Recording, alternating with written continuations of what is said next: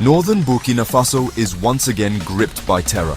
On May 11, 2025, militants from the Islamist group JNIM launched a brutal attack on the town of Djibo.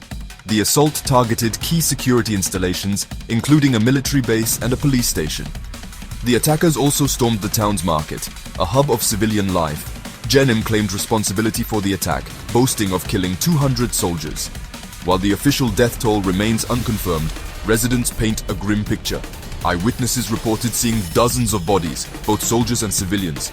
The attack, lasting several days, has effectively destroyed a crucial military outpost that protected Djibo.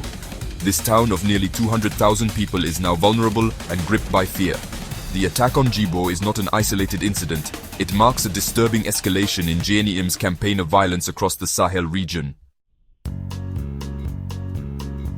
The streets of Djibo, once bustling with life, are now eerily quiet. Fear hangs heavy in the air. The recent attack has left the community reeling, struggling to cope with the trauma and loss. "We are living in terror," says Fatoumata, a shopkeeper who witnessed the attack. "They came without mercy, shooting at anyone in sight." Her voice trembles as she recounts the horrors she witnessed. The attack has ripped apart families, leaving behind a trail of shattered lives. Many residents are displaced, their homes destroyed in the fighting. A local doctor who wished to remain anonymous describes the situation as a humanitarian catastrophe. He speaks of overwhelmed hospitals struggling to cope with the influx of casualties. The human cost of this conflict is immeasurable, leaving behind deep scars on the soul of Djibo. The attack on Djibo highlights a worrying trend, a strategic shift in JNIM's tactics. Previously, the group primarily targeted remote villages, exploiting their isolation and limited security presence. However, the recent attacks on Djibo and other towns demonstrate a bolder and more ambitious approach. JNIM is now seeking to seize control of larger urban centers. This shift in strategy poses a significant challenge for Burkina Faso's armed forces, already stretched thin by the fight against insurgents.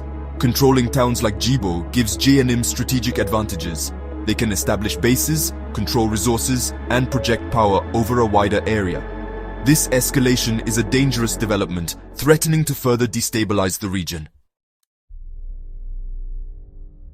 Burkina Faso is not alone in its struggle against Islamist militancy. The entire Sahel region, including Mali and Niger, is grappling with a surge in violence. All three countries are currently under military rule, their governments struggling to contain the spread of insurgency. The porous borders and vast ungoverned spaces provide fertile ground for groups like JNIM to operate.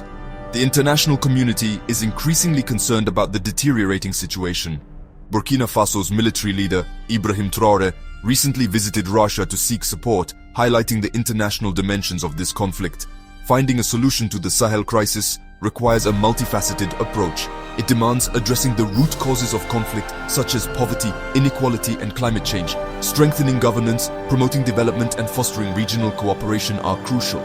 The people of Djibo and the Sahel region as a whole deserve a future free from fear and violence. The international community must act decisively to help them achieve that future.